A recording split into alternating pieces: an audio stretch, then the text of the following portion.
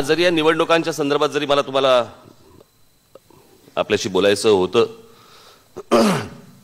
तरी बरेच दिवस झाले त्या आपण कुठे गेलो होतो पाथर्डीला नाही कोपर्डीला गेल्यापासून मी त्याच्यानंतर आपलं काही फारसं गाठभेट झाली नाही झाली ती वर्तमानपत्र आणि चॅनलवरनच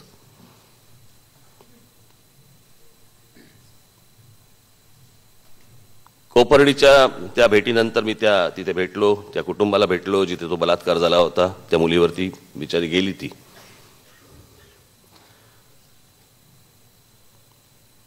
आणि मग तिथे मला अनेक तिथले गावकरी मला भेटले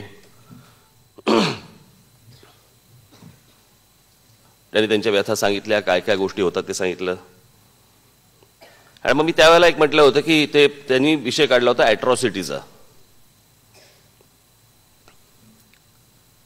आणि ॲट्रॉसिटीचा जर समजा उपयोग म्हणण्यापेक्षा त्याचा दुरुपयोग जर समजा जास्ती होत असेल तर मला असं वाटतं की हा कायद्यामध्ये बदल होणं गरजेचं आहे हा कायदा बाजूला करून परत काहीतरी नव्याने विचार करण्याची आवश्यकता आहे पण हा आत्ताचा ॲट्रॉसिटीचा जर समजा लोक त्याचे गैरफायदे घेत असतील तर हा बंद केला पाहिजे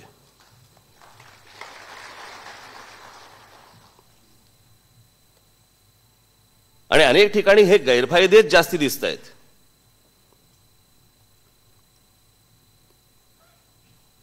मध्यंतरी एका ठिकाणी आम्ही त्याच्याही अगोदर एका ठिकाणी गेलो होतो तिथे पण असाच प्रकार झाला होता खून झाला होता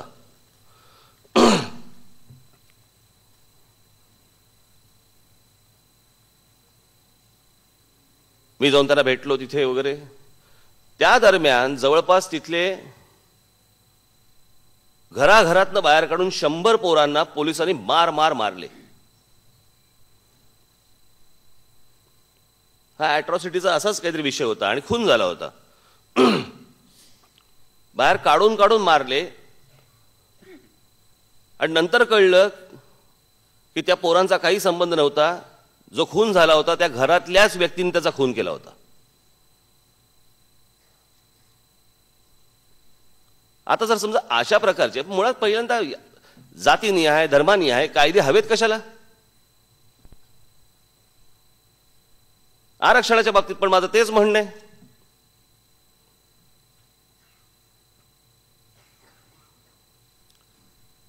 आरक्षण ही आर्थिकदृष्ट्याच दिली गेली पाहिजेत जे गरीब आहेत तिथेच आरक्षण दिली गेली पाहिजेत जातीच्या नावावरती आरक्षण कसली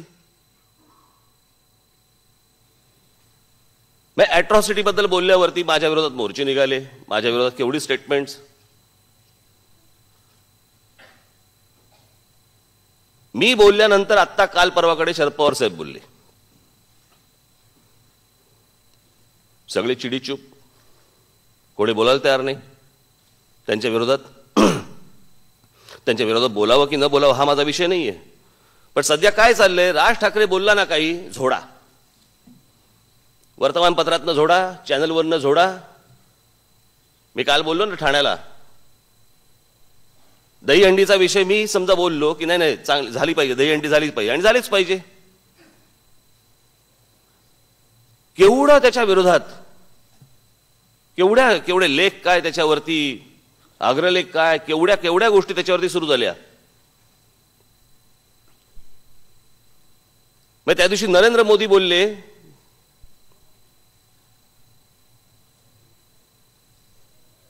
एक डायलॉग बोलले डायलॉग हिंदी पिक्चर मध्ये कसे असतात तो काय असतं ना पूर्वी असं नाही का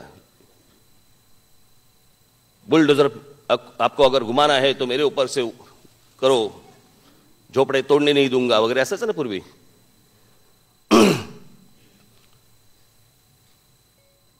गोळ्या मारायच्या असतील पहिली गोळी मला मारा पण दलितांवरती अन्याय करू नका लगेच दुसऱ्या दिवशी सगळे आमचे वर्तमानपत्र भडभडवून देत आहेत नरेंद्र मोदींचं भावनिक आव्हान भावनिक उत्तर प्रदेशच्या निवडणुकांसाठी केलेलं ते स्टेटमेंट होतं तिथे भावनिक आव्हान आणि आम्ही साधं दहीहंडी करा म्हटलं राजकारण आहे महानगरपालिकेच्या निवडणुका डोळ्यासमोर ठेवून राजकारण करतात वा रे वा आता ही लोक ठरवणार सगळ्या गोष्टी आता तुम्ही काय झोडा नाही तर काय करा मला काय फरकच पडत नाही या गोष्टींचा मला जे करायचंय महाराष्ट्राच्या हिताचं ते एवढं मी करणार म्हणजे करणार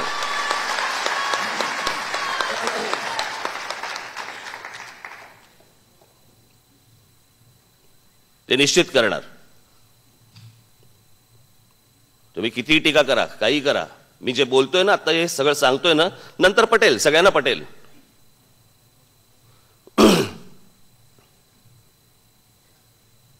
कोणी भूमिका घ्यायला तयार होत नाही, कोणी काही बोलायला तयार होत नाही.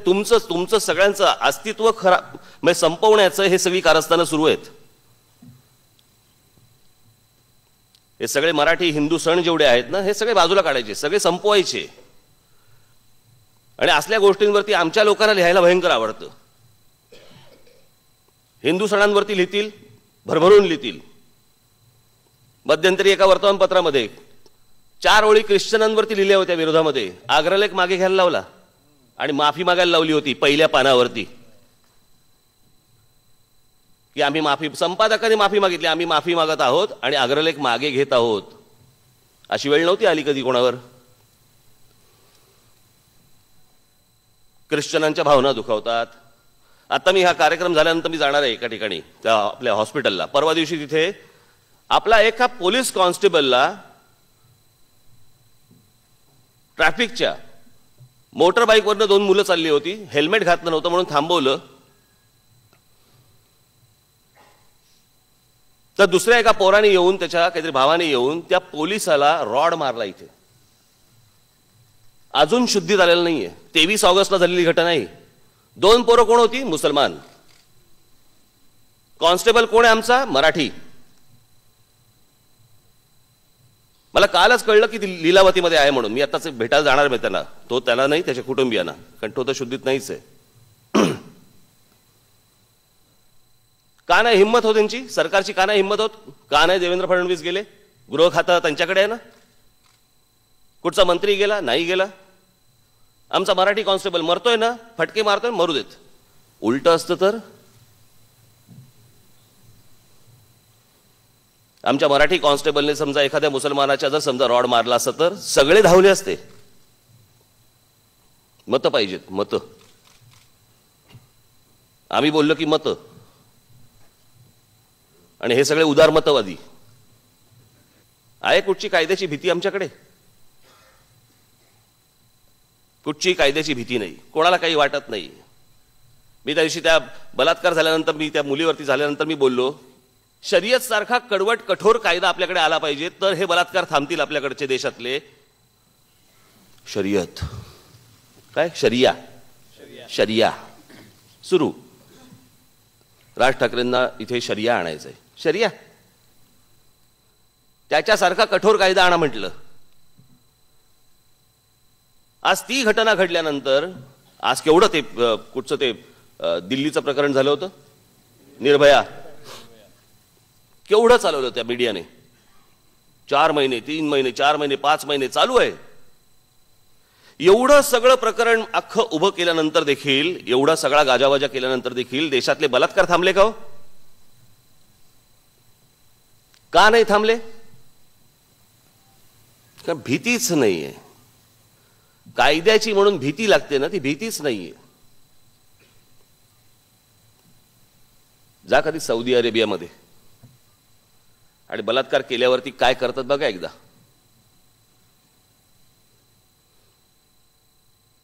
इच्छा राहू देत, कल्पना पण येत नाही मनात. म्हणजे विचार करा कायदा काय असेल. आणि आमच्याकडे काही नाही. आमच्याकडे बलात्कार, अजून बलात्कार होत आहेत, रोजच्या रोज बातम्या येत आहेत. कुठेही प्रकरण थांबलेलं नाही. आणि जोपर्यंत हे कठोर कायदे होत नाहीत तोपर्यंत हे काही थांबणार नाही. ही सगळी वरवरची फुलपाखरं उडवत आहेत, सगळे राज्यकर्ते आणि राजकारणी, सगळे वरवरची फुलपाखरं आहेत ही.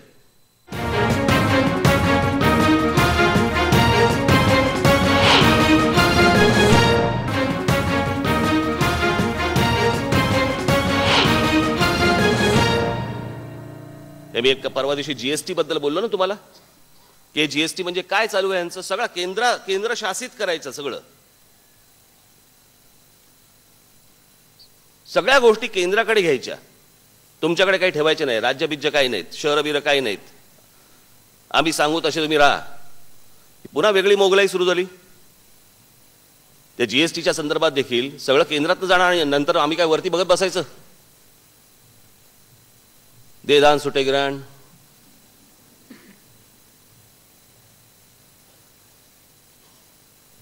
आणि आपल्या विकास आराखड्यामध्ये पण ही गोष्ट टाकली होती आपण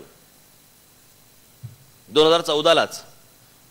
या महानगरपालिकेने वसूल करावा जीएसटी, त्याच्यानंतर तो राज्य सरकारला द्यावा, केंद्र सरकारला पण त्यांचा जो काय वाटा असेल तो जाईल.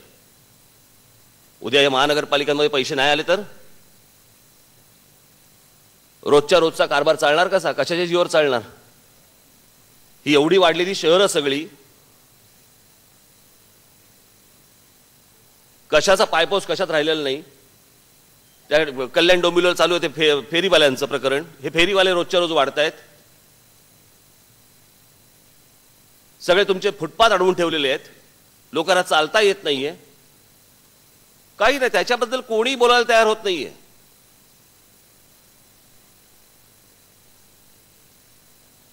माझा आक्षेप इकडेच आहे, याच गोष्टींसाठी आहे की आज हा जो सगळा जो वर्तमानपत्रांनी आणि सगळं दहीहंडीसाठी म्हणून जेवढं लिहिलं ना तेवढं लिहा ना फेरीवाल्यांबद्दल. लिहा बाकीच्या गोष्टींबद्दल लिहा, ज्या गोष्टी चालू आहेत आता. हे विषय काढणार नाहीत बरोबर. आणि सतत आम्हाला सल्ले. त्यांना काय वाटतं की माझे आमदार निवडून आले नाहीत पण मी थंड बसीन?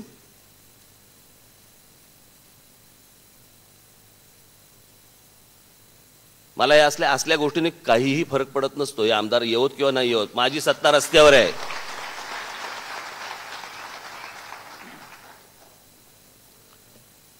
आहेत निवडणुका म्हणून लढवायच्या, पण ते सगळ्या गोष्टी करत असताना एकदा राज्याची सत्ता हातामध्ये येणं गरजेचं आहे. हे असल्यानुसार महानगरपालिका येऊन नाही होत काय ते, आणि मग राज्य त्याची अडवणूक करणार, प्रत्येक गोष्टीत अडवणूक.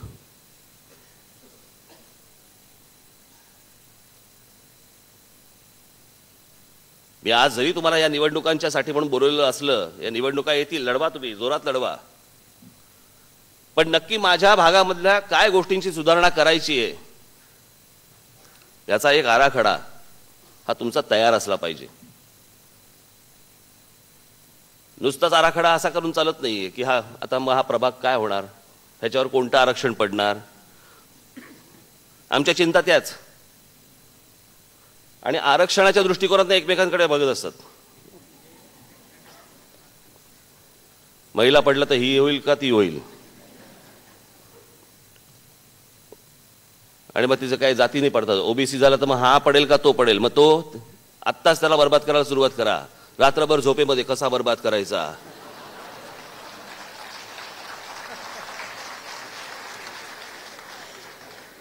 काय बाबा त्या विभागामध्ये काय बाबा गटाराचा प्रश्न आहे, रस्त्यांचा प्रश्न आहे, फेरीवाल्यांचा प्रश्न आहे, काही नाही, ह्याला कसा बर्बाद करायचा. एवढंच आमच्या डोक्यात, तेवढंच. याचा कसा काटा काढतो येणाऱ्या संभाव्य उमेदवाराचा, त्याच्यापेक्षा ज्या अडचणी लोकांना तिकडे भेडसावत आहेत, त्या तिकडे लोकांना, जनतेला जो त्रास आहे ज्या गोष्टींचा, त्यांना जाऊन भेटा.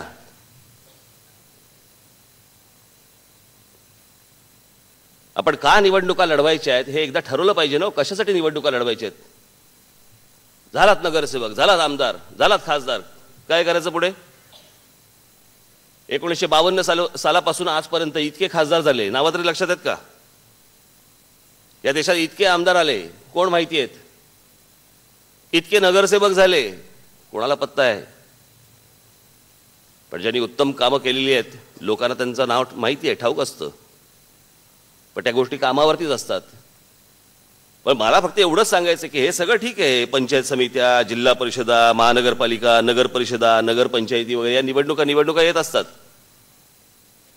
पण ज्यावेळेला या तुम्ही लढायला जाल, ती लढायला जाताना ह्या पहिली गोष्ट लक्षात ठेवा की तुम्ही देखील एक ह्या ठिकाणचे नागरिक आहात.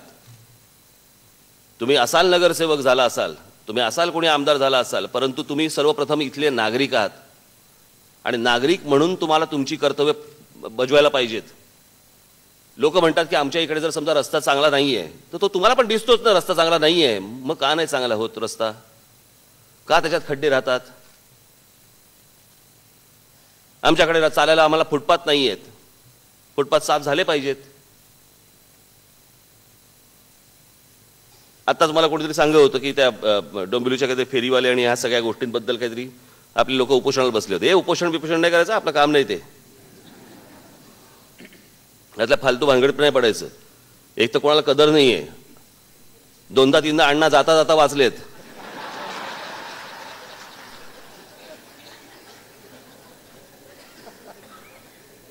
बरं ती आहे, अण्णांची कपॅसिटी आहे, तुमची नसते. हे अनेकदा माहिती आहे ना, सनईवाले असतात ना, सनईवाले माहिती आहे, सनई वाजवतात, त्यांच्यासमोर बसायचं आणि चिंच खायची. त्याला सनई वाजवता येत नाही कारण लाळ सुटते ना, सगळं असे आवाज येतात त्यातनं. मग